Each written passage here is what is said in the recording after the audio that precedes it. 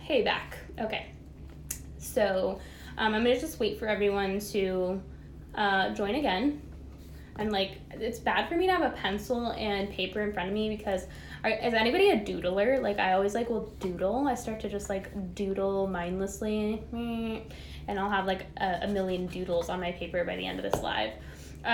So, yeah, if I didn't get to your questions, just continue asking them, or if I didn't get around to it, please ask again. I'm sorry. I don't see them as they come in. I see them as I scroll through, and I'm usually pretty far behind, so I apologize. And yes, everyone's gonna freak out that I'm drinking a sugary soda. Kill me, sue me. Sugar is not the devil, guys. Poofas are. Any tips for quickly helping a period from hell? Ouch. So I personally... keep in mind, guys, when we have a period from hell, you guys know it's a reason. It's almost like I say your period is a monthly report card for how your overall health is doing. And if at the beginning of our cycle, it's you get an F-, then that's a sign, okay, we have some work to do. So periods from hell are usually driven by excess estrogen in relationship to progesterone, but they can also be a problem if we're magnesium deficient and sodium deficient. So usually just plenty of sugar and salt helps relieve a period, just a nasty period. What I mean by sugar is fruits, fruit juices, coconut sugar, maple syrup, honey, and sometimes even just some organic cane sugar is very, very helpful. Honestly, I will drink a Mexican Coke or a Hansen's at least once a day when I'm on my period with some salt in it, which sounds weird, but it actually tastes delicious. And I make sure to add extra salt to my foods, and I drink salty water in the morning. If that doesn't help, I'm always doing, I always am taking magnesium, but I'll actually do extra magnesium in the form of a magnesium oil or an Epsom salt bath. And then I do, if my period gets too bad, keep in mind, guys, you guys know that I take aspirin every day as a preventative for prostaglandin lowering. Keep in mind, there's so many things that aspirin does, but aspirin does lower prostaglandins. And prostaglandins are those things that are actually responsible for the uterine contractions. They are little hormone-like compounds that cause those contractions, but when we're inflamed, usually we have excess amounts of prostaglandins, and so that can actually translate over to those little hormone-like compounds that getting into the intestines, which cause, period diarrhea. Because have you ever gotten intestinal cramping when you're on your period? It's almost weird little gaseous things. It's almost like you have gas, but it's not. It just feels like the whole intestine's cramping. Those are prostaglandins. They're what's responsible for causing the uterine to contract, but they can get crazy and cause way too much uterine contraction. And so I take aspirin every day to lower prostaglandins, and it has translated into having a literal non-issue of a period. I literally now I got to the point where I don't even know I'm about to start my period, where I used to have cramping before and constipation or diarrhea, and it's now I'm oh, surprise, you're here, so it feels really good. So aspirin does help me. Of course, I can't say take it, but I just can say that is something that really helps me out. And then overall, just balancing my blood sugar and getting enough sleep is helpful. I don't exercise while I'm on my period. It's just not a good idea. Your period's already depleting. As it is, there's no reason to exercise on top of it unless you're going to increase your fuel. And that needs to happen by about 300 to 500 calories. Sorry, I always go off on tangents and rants, and I apologize. But magnesium, potassium, sodium, sugar, eating enough, balancing your blood sugar, sleep, and just Netflix binge. White button mushrooms as effective as the raw carrot salad? Yeah, of course. Everyone's a little different in what fibers work really well for their gut health. I like both. I like mushrooms and carrots. I actually like apples as well. And so it's just kind of one of those things where I integrate them all, and they all really help lower endotoxins in the gut and help kill bacteria in the gut. Pencils rock. Yeah, they do. I feel so teacher-like. I'm just I'm teaching you. Will you ever start a podcast? Yes. So this year is and I always refrain from sharing all business details because this is a business, and I truly enjoy my business, and I truly enjoy you guys, but this is a business, and so I'm always trying to grow the business. But this year was a year of growth, a huge amount of growth, and so you guys have helped me so much, and I grew so fast that I am now like having to make some changes so that I can handle the growth, because I am a woman that's being pulled in 18 million directions right now. And so I'm trying to simplify, hire people, put them in the right place, and like, you know, just make sure that I am taken care of so I can pump out more content for you, because it is my joy to create content for you. I love doing this stuff on Instagram, but I also want to do a YouTube channel and a podcast. So the goal is sometime around the beginning of 2020, the YouTube channel is coming out. It's going to be similar to when I sit down on Instagram and do those informational stories, but it's going to be evergreen. So you guys can send your friends and you guys can watch it whenever you want to, and you don't have to go on Instagram to do so. It'll be available on YouTube for you to watch. And I'm going to be taking the audio from those videos and putting them into a podcast for now, until I can actually start full podcast episodes towards the middle to the end of the year. But yes, YouTube channel and podcasts are coming, and the YouTube channel will make way for an ability to listen to similar things like this. But I'll probably, my podcast, I mean, unless you guys want me to interview people, which I will at some point, it's hard for me to find people that don't spew bullshit.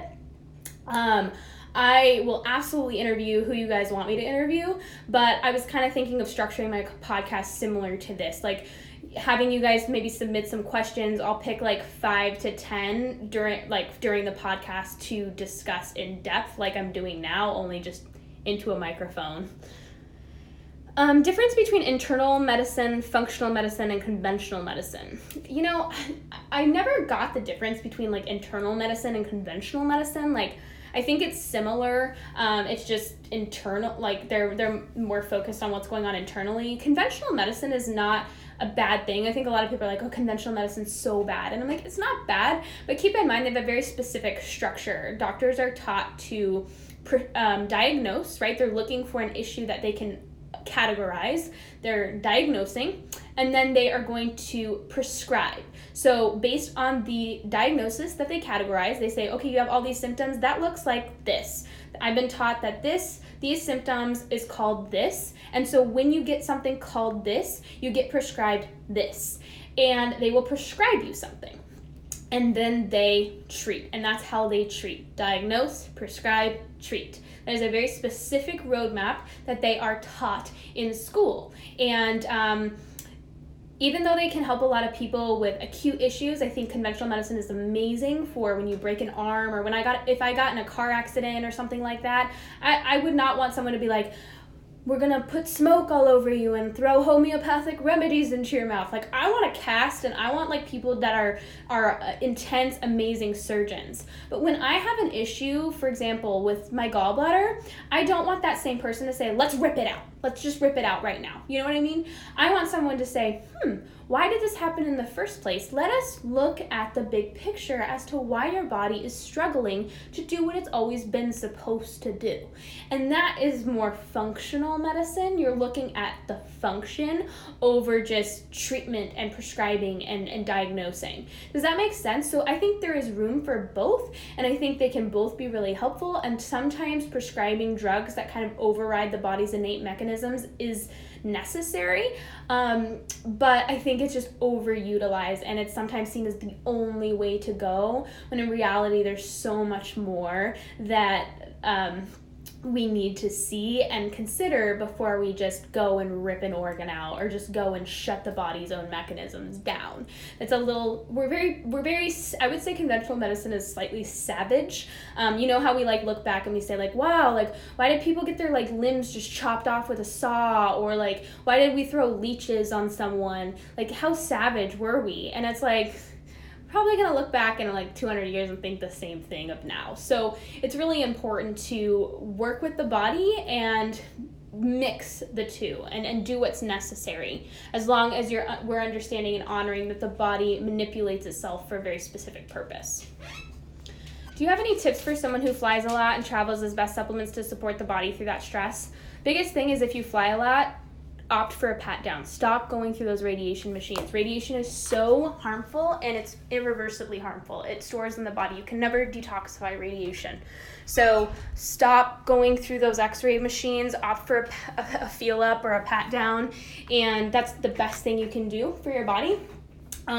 Something else you can consider is like a mask that helps with filtering the air. And I know it's silly, but like if you're flying so much, you're breathing in all that filtered air, there's radiation from the jets, you're breathing in some jet fuel, and on top of it, the cabin air is super duper dry. And so there are masks that actually help with the humidity and filtering of the air. And then I always just bring like activated charcoal and vitamin E whenever I travel. And then you want to just prevent constipation, whether that's with magnesium or whatever it might be. But yeah, overall, the biggest thing when it comes to flying, like my biggest issue with it is going through those radiation machines. Hi Jess, can you please save your stories on progesterone in your highlights? I absolutely will. Sometimes it takes me a couple days. I'm going to put the mineral balancing one that I did on Monday up there, and I will put the progesterone as well. Do you work with women with PCOS? I think I have high androgens. Yes, I do. I mostly work with women who have PCOS. I have PCOS myself, so I have a soft spot for my PCOS girls. But yeah, if you have high androgens, you can have androgenic symptoms without having high androgens. Remember, you guys, your hormones get broken down into metabolites, and so sometimes we can have normal testosterone, but we're pushing all of those metabolites, or the things they break down into a more powerful form of testosterone rather than a less powerful form. And so we can have androgenic symptoms with normal levels of androgens. We can also have high DHEA, which is that adrenal androgen. And so, yeah, I mean, women with PCOS is just so misunderstood. It just drives me crazy. Like, I sometimes just want to vomit because I'm just like, there's so much misinformation about PCOS. It drives me literally insane. Like, sometimes I just want to give up. Like, I'm just like, oh my God.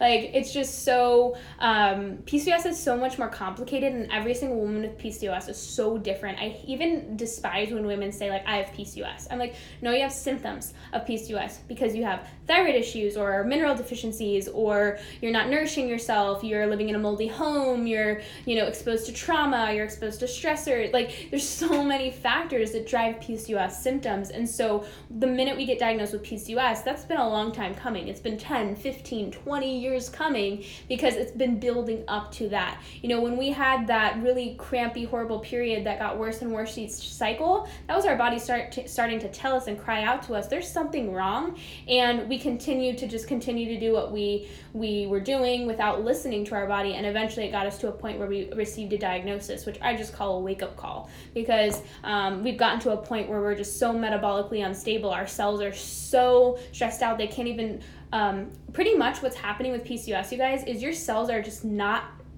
taking in the very fuel they need. It's almost like a car that can't utilize gasoline anymore. Like, it's a incredible stress on the body because the cells are so stressed out that they can no longer literally take up fuel. And so picture it like everything's just starting to fall apart and unravel, because once the main thing that your cells need is no longer available, everything starts to unravel and just slow down. PCOS is almost like you're in a constant state of winter.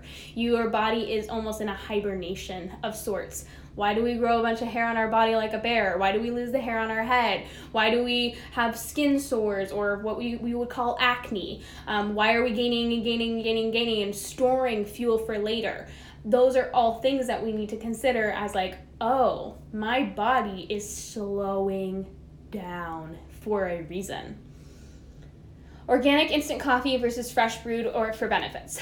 Fresh brewed is always better. Keep in mind that when we use paper filters, we're actually getting those beneficial oils from the coffee. We're not getting the beneficial oils from the coffee. So if you can use like a metal filter or like no filter at all, like a French press, that's always best. But if you need instant coffee, that's fine. Just make sure it's processed correctly.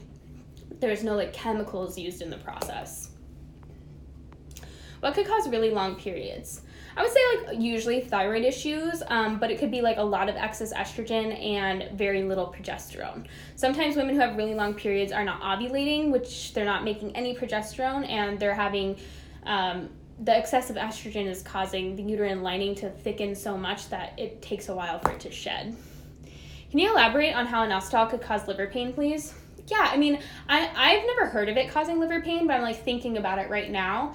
And B vitamins are always needed in balance, right? So inositol is vitamin B8, but it's also a sugar alcohol. And so I'm wondering, like, so certain sugar alcohols like inositol, xylitol, all the tols, tol is stands for a sugar alcohol. And so I'm thinking that it could be messing with gut bacteria. It could actually be causing a lot of die-off, which is why inositol can sometimes cause like digestive upset. So did it cause digestive upset for you? I'm wondering if the liver is having a hard time processing it. Like, how much are you taking? But yeah, I'm really honestly not sure. I'm just trying to think of like the mechanisms of how inositol is absorbed and digested. It might be a bad brand. So what brand are you using? Are you using a brand that's really pure? Like I'm really not sure, but I would think that maybe it has to do with the sugar alcohol and its antibacterial microbiome shifting effects.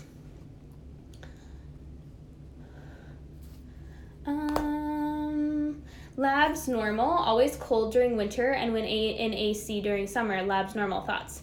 Labs mean nothing, guys. Remember, guys, this is the thing about labs. It's a snapshot in time, right? Like, they can be really helpful to kind of start to figure out what's wrong, but they're not everything. And a lot of people think, like, if labs are normal, I must be normal. And I'm like, clearly something's not normal, right? Like, that's not right. Even though we are being told it's right and we're told, like, oh, you're silly. It's like, no, your body's literally telling you what is wrong. And before this, the past 100 years, where we've used labs, before that, how did people know something was wrong? They went by their body's symptoms, which makes a hell of a lot more sense. Keep in mind, guys, labs are very helpful in certain cases, but they can also be considered a scam in the sense of, if you are normal on your lab tests, your insurance company does not have to pay anyone to do anything. They're going to send you on your merry way. They also benefit and profit from you getting to a point where you're so sick you have to take medication, because now they have you paying them.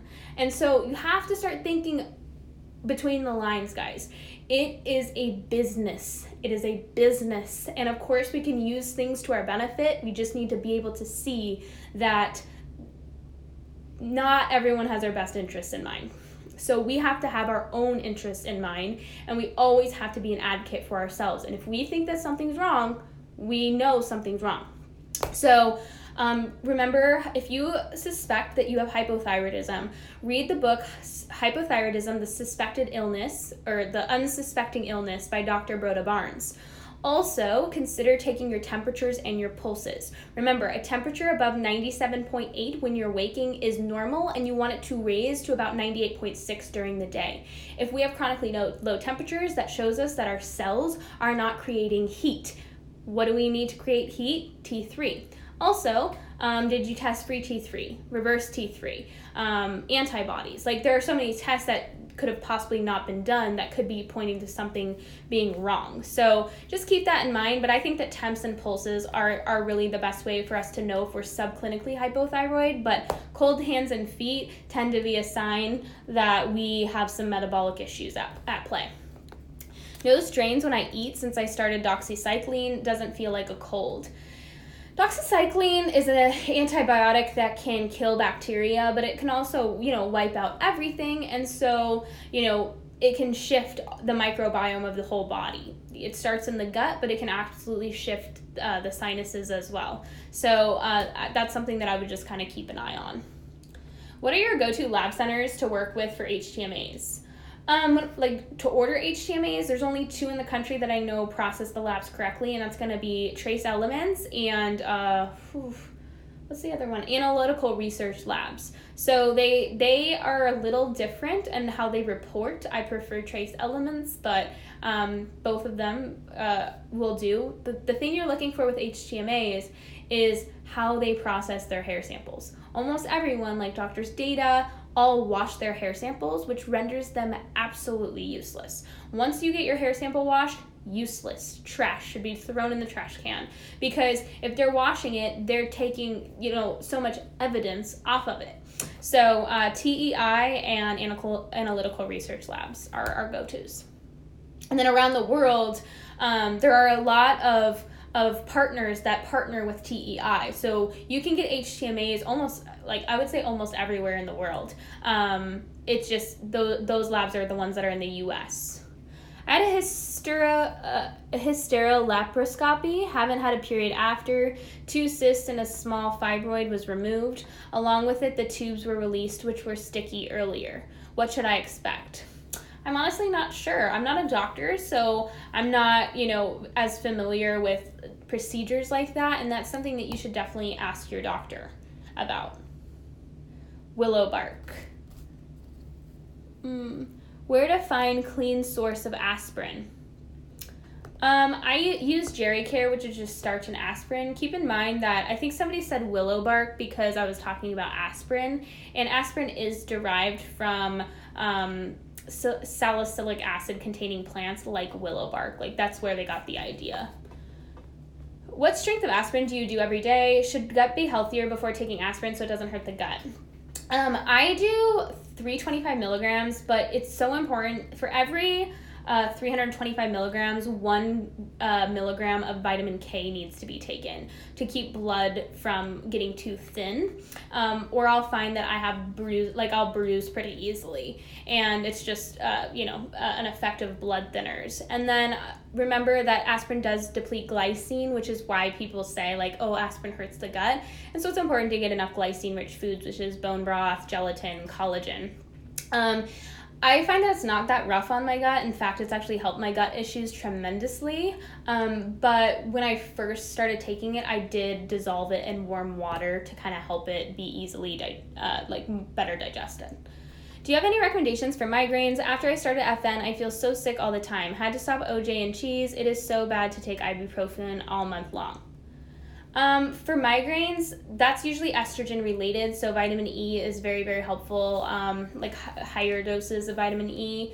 I would also avoid foods that trigger the migraines. The gut might be so unhealthy that that's a problem. You're going too fast too soon.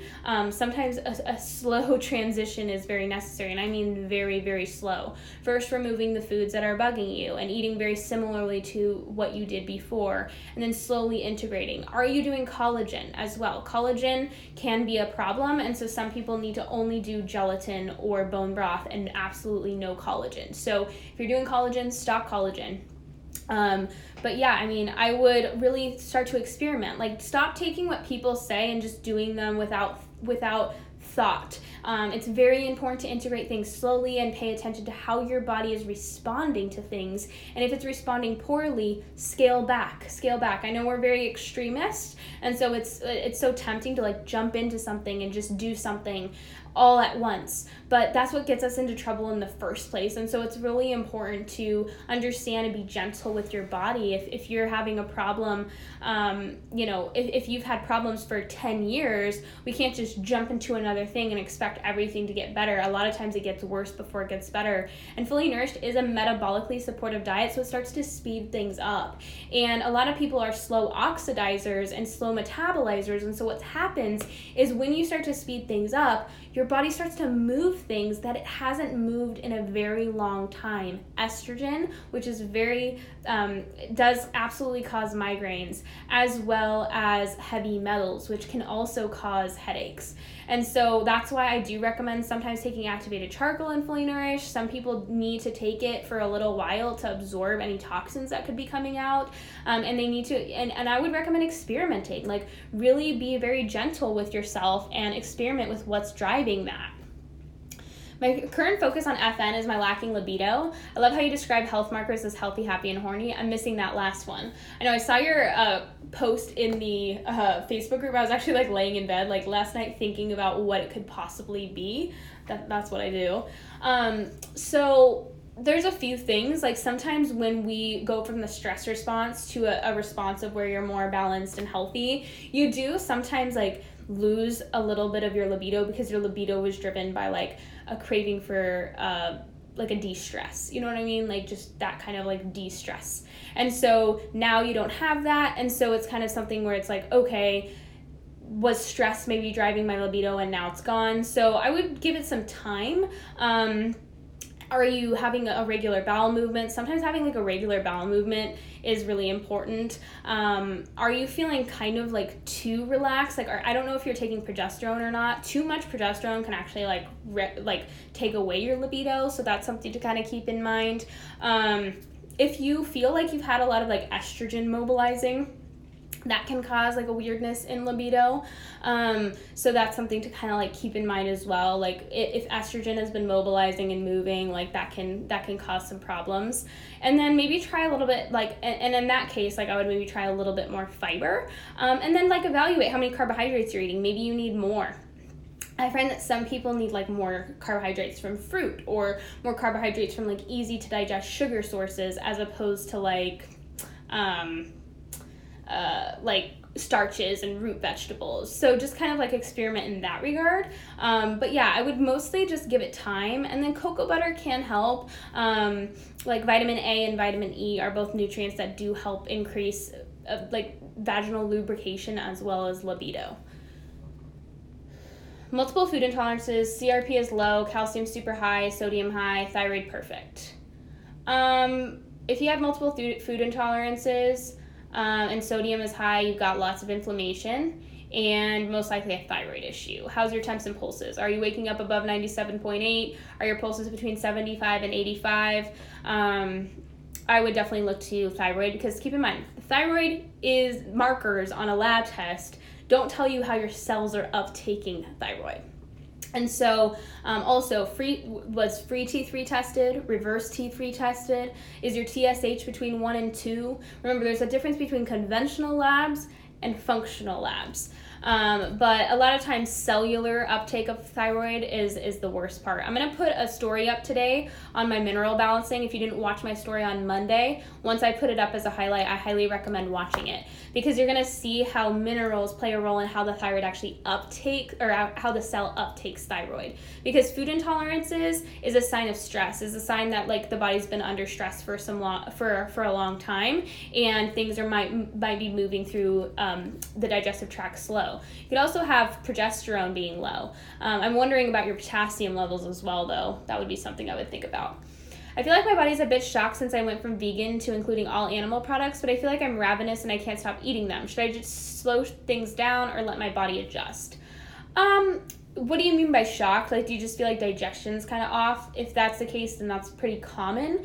I wouldn't worry too much about it, especially if your body's just crying out for it. But I would opt for products that maybe are a little easier to digest. Things like milk and eggs and things like that. And go slow in the sense of like, make sure you're chewing your food really well because your digestion's probably off. You might benefit from like hydrochloric acid or digestive enzymes because those are probably super low. But yeah, I wouldn't stress about that. It's just more like if your digestion is kind of really off and it's causing a problem in your quality of life, then I would do things that maybe would support digestion a little bit, like apple cider vinegar and stuff. Also, thoughts on natural treatment and prevention for UTI. I've answered this question like twice, but really, like, if you need to take an antibiotic, you need to take an antibiotic. It's one of those things where, like, you shouldn't let it turn into a kidney infection. That's not a good idea. I usually, if I feel something like that coming on, I'll do, like, D-mannose with cranactin by Solar Ray. That really works really well. I'll do, like, a probiotic. I'll make sure I'm taking apple cider vinegar in water. I will, make sure I'm continuing to feed myself well, but sometimes it's just an antibiotic is necessary. Do you have any meal plans? Fully Nourished contains a meal plan and a recipe book, but I am going to be working on like a meal plan / recipe book that's going to be launched in the fall. So, or not the fall, the spring, sorry. Do you think you'll ever hire health coaches or following nutritionists to work for you implementing your protocols? Yes, I definitely will. That's kind of like the plan. It's just going to take a while to get there, and I do plan on developing a program for coaches that they're going to go through if they want to work for me, and then implementing the protocols that I've designed or taught them, and of course giving them free reign, but also teaching them very specific methods. That is the goal. Because I can only work with so many people, and it's like, it's very difficult for me to find people that have very similar mentality or not know hormones. Like, there's a lot of people out there that know hormones, but they don't understand them in the sense of like, it's a symptom of a bigger problem. A lot of people call hormones or gut issues the root cause, and I'm like, no, what's the root cause of those? And that's like the biggest problem, is like so many people out there are trying to treat gut issues and treat hormone issues as if they're one of their own diagnoses.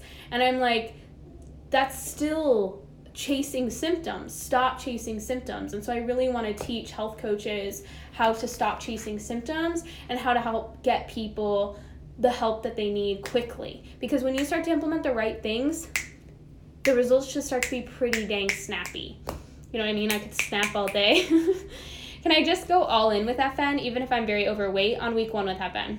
Yeah, I don't see a problem. The only thing I would do is be very careful with like grains and starches. Make sure you're eating plenty of protein, but yeah, I mean, I don't see a problem with like going all in regards to like cutting inflammatory foods and that type of thing. Just make sure you go kind of slow with carbs, especially if you've been low carb. But I wouldn't stress too much about it. Just listen to your body. Speaking of mold, I have mold in one of my kitchen cabinets and probably into the wall as well. I live in an apartment and they have sprayed some mold killer, but it didn't work very well. So I have stopped using the cabinet, but I'm worried about getting mold toxicity. What do I do? So if you call a mold specialist and you pay a mold specialist, make sure, this is what you want to do. You need to make sure they use a test that is applicable in the court of law, because some mold specialists will use like Hermes, and that's not accurate enough to be considered legally binding. But there are mold specialists that will come in, do tests that are legally binding, and allow you to get out of your lease unless the landlord will do something about your mold situation. So yeah, I mean, that's something where like, if it's affecting you and they're not doing anything about it, at that point, like it gets to a point where the spores are everywhere. They're all over everything. And so at that point, it's like, if it's affecting you to the point where it's affecting your quality of life, unless the apartment's going to actually do the right thing, which is mold removal, you should be allowed to get out of your lease. And they do allow that if you get the right test done and you go to the right mold specialist. Fave way to eat root vegetables. Oof. I really like roasted butternut squash. I'll just like cut a squash in half, scoop out the seeds, put it face down, and like roast it for like 45 minutes to an hour, and then just slather it in butter and cinnamon. It's really delicious. I'll also do like, I just like cut up potatoes that are roasted in the oven. I'll toss them in coconut oil and just like salt and a bunch of herbs, and so good. Like, I really like roasted potatoes, roasted squashes. What else have I done? Oh, I do a lot of like sauteed sweet potatoes, so I'll cut them up into like tiny cubes and just like saute them in coconut oil until they're nice and cooked through. Mood swings around periods, feeling low and tearful week before period starts. Support detoxification, a lot of times that's estrogen related. Estrogen's having a hard time getting out of the body, or there's too much estrogen in relationship to progesterone. So at that point, like, I really like doing castor oil packs, coffee enemas. B vitamins are really helpful. Eating frequently, making sure blood sugar is staying balanced is really helpful. Making sure we're getting enough sleep is important. Magnesium helps with moods, as well as just getting more salt and sugar into the diet. Is the sucrose in Metamucil healthy, or is it like processed sugar? I would say Metamucil is probably not healthy, but like sucrose itself is just fructose and glucose combined. It's just sugar. That's all it is. Sucrose is just table sugar. Came off the pill after 11 years, 5 months ago, haven't ovulated yet. What's the most important I should focus on? I would watch my stories that I did last night, the progesterone story. It's very helpful for that. I would really focus on nourishing, like, you would look at your nutrition, so nourishing yourself regularly. If you have a thyroid issue, that does need to be addressed. A lot of times if someone's been on the pill long term, they have something going on with the thyroid. The nutrients are the things that need to be addressed. B vitamins, vitamin C, vitamin E, zinc, selenium, iodine, all of those need to be addressed because most likely they were depleted. And that's going to affect our ability to ovulate. I've been thinking of going the route of VSG. Do you think it could be helpful for women with PCOS? I don't know what you mean by VSG. I'm going to Google that right now. I like to just be like transparent with you guys. Sometimes it's like, like as much as you guys think I know everything, I don't. A vertical sleeve gastrectomy. You know, when you remove a portion of the internal organs, so like stomach or something like that, I just encourage you to ask other people that have taken that route. It's irreversible. And I find that when you remove the stomach, you affect the whole digestive tract, which we know affects the whole body. And I can't tell you to do it or not do it. That's really a personal choice. I just think it's something that needs to be taken with great care, because it affects the digestive tract for life, which affects the immune system, which affects the liver, which affects the thyroid. And I've just run into a lot of women just on Instagram alone who have gotten it done that just regret it fully, because after they get it done, they can't digest foods very well, they can't get a lot of protein, they have to eat very, very small meals, and it just affects their quality of life. But I've only heard the negatives, I've never heard the positives, so I don't know. And that's something that I don't really know enough. But I have seen like stomach removal and things like that be very difficult to navigate. I mean, for example, when someone works with me, it's very difficult for me to navigate. We have to clear everything by a doctor, make sure that nothing's gonna, their stomach acid is almost always low. They always have bacteria in the digestive tract. Like, there's just so many issues. But that's just my personal experience, because I usually work with people with issues. So of course I see that as, I always see that from that perspective. But it's one of those things where whenever it comes to a surgery like that, I always would get a second, third, fourth, maybe even a fifth opinion. I'm always gonna look for other people's experiences. So I want to read reviews, I want to be in a Facebook group. Like, I want to know, because I don't want to be in a state where I regret something that is irreversible. If estrogen is so high that you're getting a period and not ovulating, what would you suggest to do? Start working on, it's hard to know unless you get a test done, but I would really support detoxification. I would support my liver. I would make sure I'm eating frequently. I'm eating enough protein, carbon, fat. I'm eating enough protein from animal sources. I'm sleeping enough. I'm taking B vitamins or implementing B vitamins. I'm getting enough vitamin C rich foods. I'm getting enough potassium rich foods like fruit.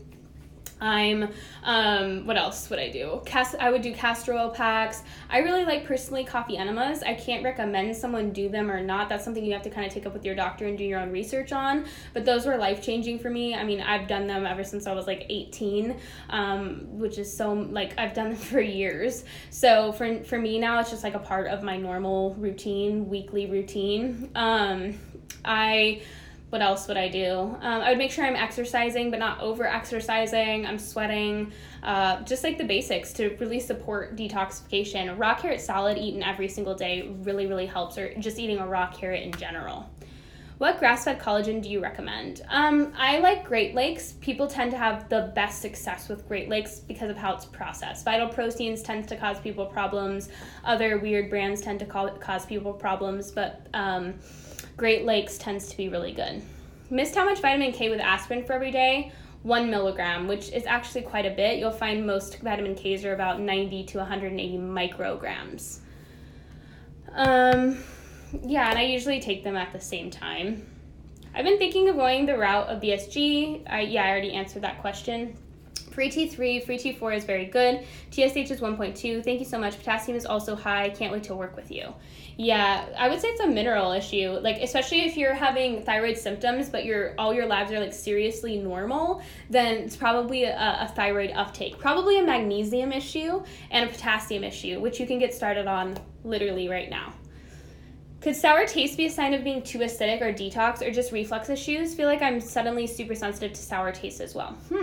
Do you scrape your tongue? That's a really good thing. If you have like white coating on your tongue or cracks on your tongue, that could be a sign of like a little bit of a yeast issue. But yeah, I would make sure you're scraping your tongue pretty regularly to get any possible bacteria that's crawled up during the evening off.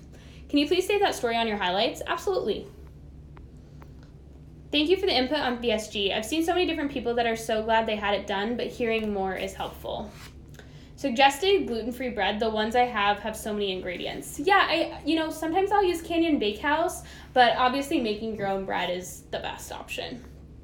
like an einkorn sourdough. Keep in mind, guys, that sourdough itself is a superfood in the sense of you're taking grains and you are cultivating some sugar on them, and then you are letting the yeast that is already present in the grain start to digest the grain for you. So it's starting to digest the grain, and you know what it does for you?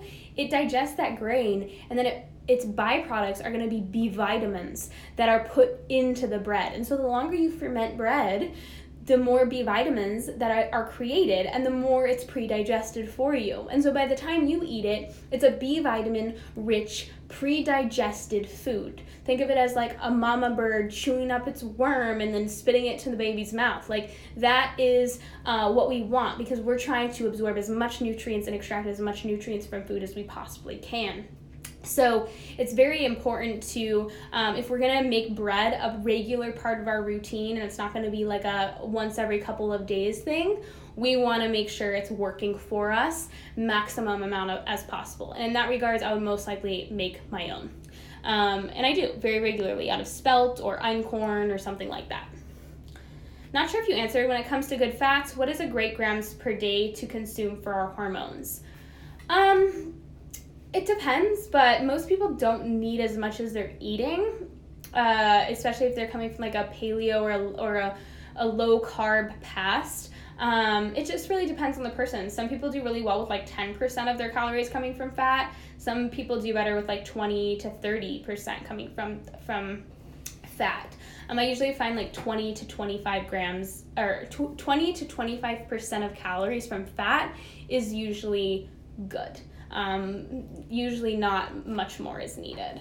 And usually sometimes it's too much. Like people that have slow metabolisms, fat slows down the metabolism. You know what I mean? So it's like the more fat we eat, the slower our metabolism is going to work, in the sense of like we're burdening our body with free fatty acids. So some people have more fast oxidation rates and they need more fat, and some people have really, really slow oxidation rates where they don't need as much fat with their meals. They need carbohydrates, which are going to increase energy and speed up calorie burning and energy production. And so that's kind of what they need. So it's really just figuring out what's working for you.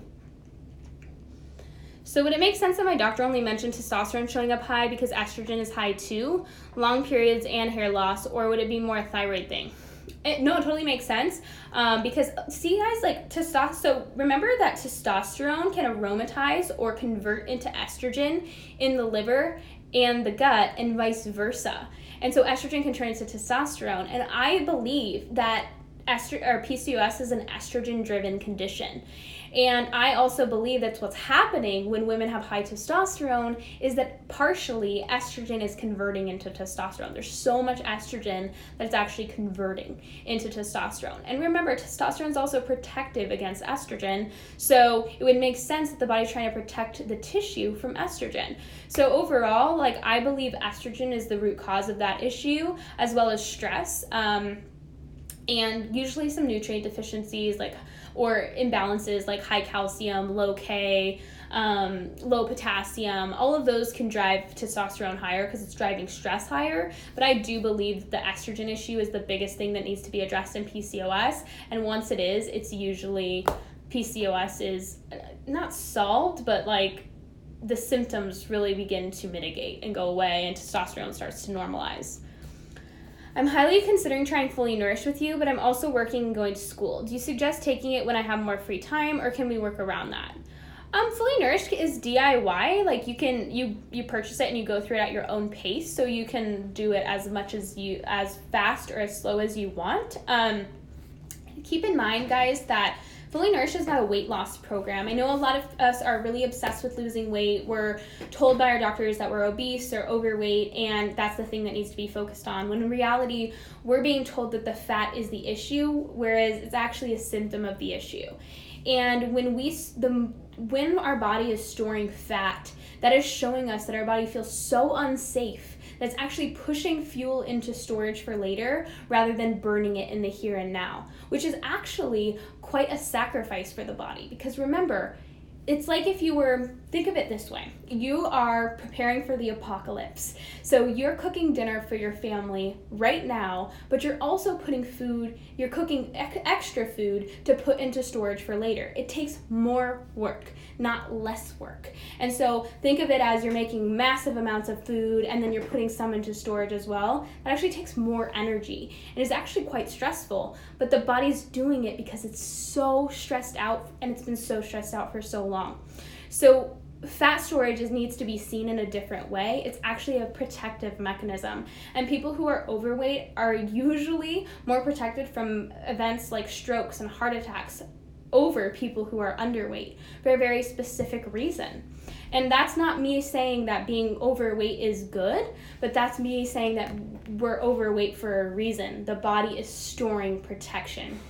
And so seeing it that way, when we manipulate and force our body to lose fat under duress, we're not doing the body a favor. In reality, what's stored in the fat cells is quite scary if it's being released all at once. That's quite nerve-wracking to me, because there's estrogen stored in those tissues, fat, like lots of free fatty acids, polyunsaturated fats, tons of heavy metals and other toxins can be in those fat cells. And so when we're forcing our body to do that, it is a problem. And so that's a long way of me saying that Fully Nourished is not a weight loss program. It's a de-stress metabolic healing program, and it takes time to heal a metabolism.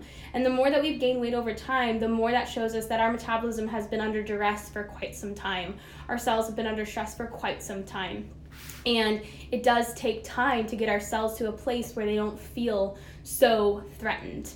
And that's really like a personal decision. If we don't want to do the work and we don't want to fix the issues that have been brewing for quite some time that have gotten us to this place, then it might not be the program for you. And that's just kind of me saying, like, it is going to take work and it's going to take time. Things don't happen instantly, and when they do, they usually are too good to be true.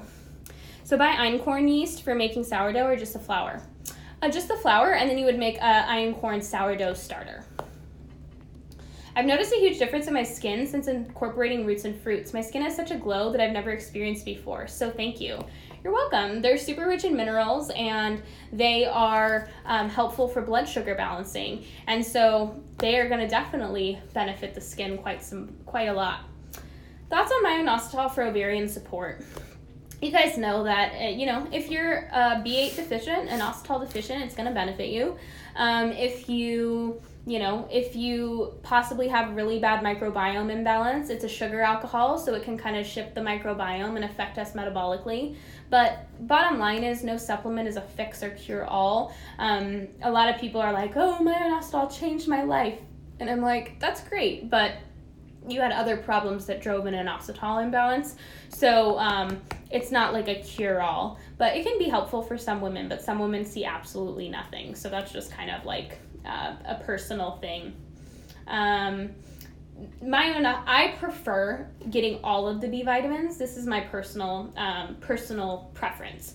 So a lot of times inositol is something I might implement way later on once somebody has done everything that we would want them to do and they're not seeing the results that they need. For example, balancing their blood sugar, ditching irritating foods, getting B vitamins in the form of like a B complex or brewer's yeast, which I prefer. A non-GMO brewer's yeast that's not fortified is a really rich source of B vitamins. Making properly fermented sourdough, really rich in B vitamins. Doing like I use like an herbal multi that's very rich in B vitamins. So there's lots of ways to get B vitamins in balance rather than just like supplementing them, but it's always worth a try. Supplements are not something that is a one size fits all, and so it's okay to experiment, but we also want to acknowledge when it's like, okay, was I trying to hope for a quick fix? Or am I supplementing an already really good diet and lifestyle? Why is Metamucil not great? Have constipation as a side effect from anxiety med. Yeah, well, keep in mind that Metamucil is psyllium husk, I believe. I believe it's all psyllium husk, but let me check. I don't want to speak out of turn. But any type of fiber supplement is going to be kind of irritating to the gut. If we need to rely upon fiber to go to the bathroom, there's something wrong. There's something way bigger at play that's wrong. It's okay, but because it's important to go to the bathroom and it's important to have a regular bowel movement, but at the same time, like, we need to acknowledge that if we rely on a supplement to do a basic daily need, there's a problem. But yeah, it is psyllium husk, which is fine for occasional constipation, but it can be pretty irritating. And keep in mind that psyllium is the husk of a seed, and so you want to make sure it's always organic. You never want to be taking something that's sprayed in pesticides. So I prefer, if someone's going to use psyllium husk, to just use organic psyllium husk, no other additives. Are coconuts phytoestrogens? I have PCOS and trying not to eat phytoestrogen in excess. Coconuts are not phytoestrogens. They're actually amazing for metabolic health. I really like coconuts. Yeah, it's a really good idea with PCOS to not eat phytoestrogens in excess, and a lot of times people see huge changes just with that alone, both people with PCOS and endometriosis. Okay, I have 10 minutes. So what was I going to say? Oh, because I was talking about psyllium husk. Yeah, I mean, keep in mind also the studies about like abrasive fibers like guar gums and psyllium husk pretty much point to them being like cancer-causing materials when taken every day in excess. They can really drive like colon cancer. So it's a good idea to not be too reliant upon taking like psyllium husk or brands or wheat germ, things like that every single day. Okay, so I'll do like a last call for questions. I have like 10 minutes left, so I might as well utilize this time well. I know that you guys had a lot of questions that you submitted in the Q&A box, which is awesome. I will be answering those over this weekend. Usually I take a break from Instagram on Saturdays and Sundays, so it'll be nice to have something to post that I can still kind of take a break and offer more value to you. Thank you, Jess. Told to drink spearmint tea for testosterone, but it seems like my estrogen is my biggest problem. Oh, ask it again, Missy, because I might have missed it. Spearmint tea is... Yeah, I mean, spearmint tea, like drinking any tea in excess is probably going to be a problem. Herbs are really powerful, and the goal is not to be like, the question is always why, not how. So we never want to be like, how do I lower my testosterone? It's always like, why is the testosterone high in the first place? And if we can get to the root of that, it's easy to lower testosterone because we're fixing the root of the issue. So trying to manually lower testosterone is not the way to go, and it's going to be pretty useless. It's more about getting to the root of it. And I would say most of the time with women with PCOS, testosterone is just a symptom of a way bigger problem, and estrogen and stress is the problem. Hey girl, okay, sorry, I saw it. I'm shocked at how much sugar fructose has improved my metabolism, mood, digestion, mental clarity. Why does our society demonize sugar so much? Well, keep in mind, guys, that our society demonizes anything that makes you healthy. So, for example, saturated fats were demonized 30 years ago, really 20 years ago. And the reason for that is multitude. It's an industry, right? Remember that polyunsaturated fats before the 50s were actually put into oil-based paints. But once they took those oils, fish oils, seed oils, out of oil-based paints, they had to put them into a new industry. They don't want to lose out on that money. And so they're like, why don't we start putting this into people's food? But first we have to bleach and deodorize these oils because they stink really bad and they're like really shitty oils. So, the fish oil propaganda and seed oil propaganda was born. Before, do you think we just had an epiphany all of a sudden that we've been eating dairy and butter and eggs and animal products for thousands and thousands and thousands of years, and then all of a sudden it was like, wow, we've been poisoning ourselves for thousands of years. How do you think we got here, you guys? Like, what the heck? Like, use your common sense. And so it goes the same for sugar. We continue, it's always crumbs and distractions in a place over here, right? Like, oh, it's the sugar that's the problem. Oh, it's this that's the problem. When in reality, they're continuing to feed you the thing that's making you sick because it makes them money. You're buying a crappy food, and then that crappy food makes you sick, and now you have to take their medication, and so on and so forth. It's a nice, vicious, profitable cycle.